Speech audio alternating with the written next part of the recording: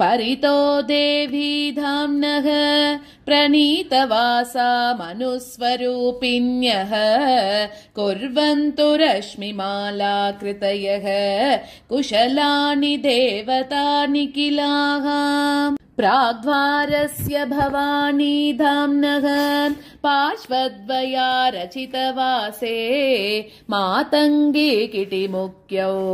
मणिसदने मनसि भावयामि चिरम् योजनयुगला भोगा तत्कोशपरिणाहयैव भित्त्या च चिन्तामणिगृहभूमिः जीयादाम्नायमय चतुर्द्वारा द्वारे द्वारे धाम्नः पिण्डीभूता नवीनबिम्बाभाः विदधतु विपुलां कीर्तिं दिव्यालौहित्यसिद्धयो देव्यः मणिसदनस्यान्तरतः महनीये रत्नवेदिका मध्ये बिन्दुमयचक्रमीडे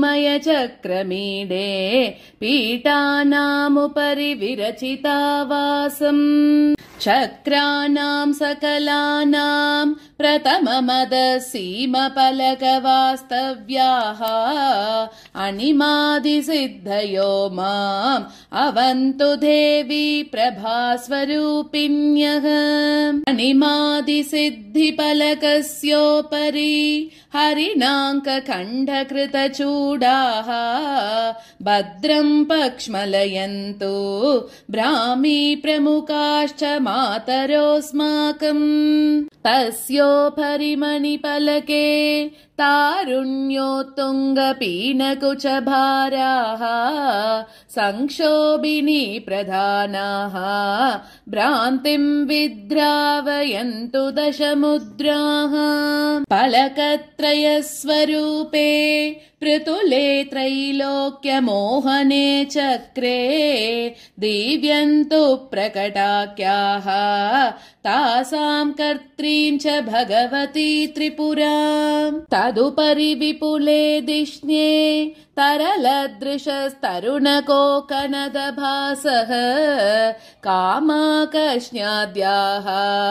कलये देवी कलाधरशिखण्डाः सर्वाशा परिपूरकचक्रेऽस्मिन् गुप्तयोगिनी सेव्याः त्रिपुरेशी मम दुरितम् तुद्यात्कण्ठावलम्बि मणिहारा तस्योपरि मणिपीठे ताम्राम्भोरुहदलप्रभाशोनाः ध्यायाम्यनङ्गकुसुमा प्रमुखा देवीश्च विधृतकूर्पासाः संक्षोभकारकेऽस्मिंश्चक्रे श्रीत्रिपुरसुन्दरी साक्षात् गोप्त्री गुप्तधराख्याः गोपायतु मां कृपार्द्रया दृष्ट्या संक्षोभिनी प्रधाना शक्तिः तस्योर्ध्ववलयकृतवासाः आलोलनीलवेणीः अन्तः कलयामि यौवनोन्मत्ताः सौभाग्यदायकेऽस्मिंश्चक्रे श्रीत्रिपुरवासिनी जीयात्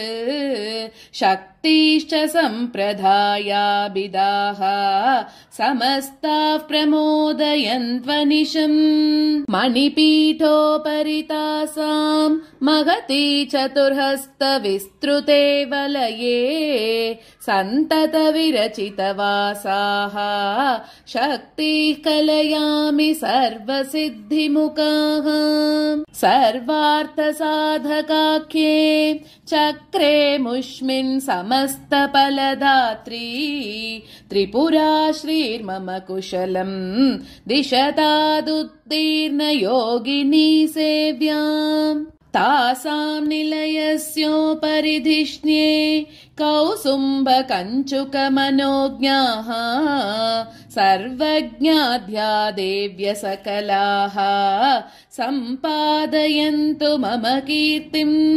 चक्रे समस्तरक्षाकरणाम्यस्मिन् समस्तजनसेव्याम् मनसि निगर्भासहिताम् मन्ये श्रीत्रिपुरमालिनीम् देवीम् सर्वज्ञा सदनोपरि चक्रे विपुले समाकलितगेहाः वन्दे वशिनी मुख्या शक्तिः सिन्दूररेणुशोनरुचः श्रीसर्वरोगहारिणि चक्रेऽस्मिन् त्रिपुरपूर्विकाम् सिद्धाम् वन्दे रहस्यनाम्ना वेद्याभिः शक्तिभिः सदा सेव्याम् वशिनी गृहोपरिष्टात् 20 हस्तोन्नते महापीठे शमयन्तो शत्रुवृन्दम् शस्त्राण्यस्त्राणि चादितम् पद्योः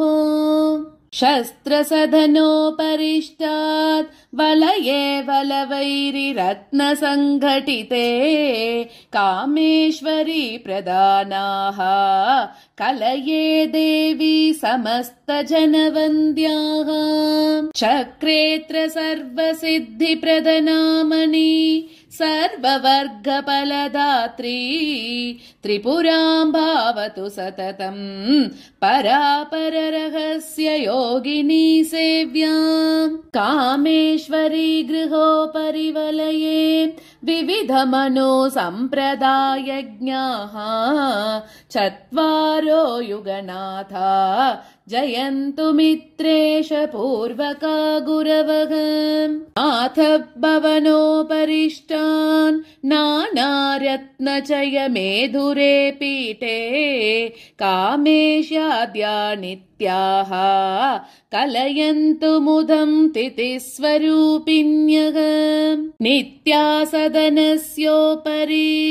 निर्मलमणिनिवह विरचिते दिष्ण्ये कुशलम् षडङ्गदेव्यः कलयन्त्वस्माकमुत्तरलनेत्राः सदनस्योपरि तासाम् सर्वानन्दमय नामके बिन्दौ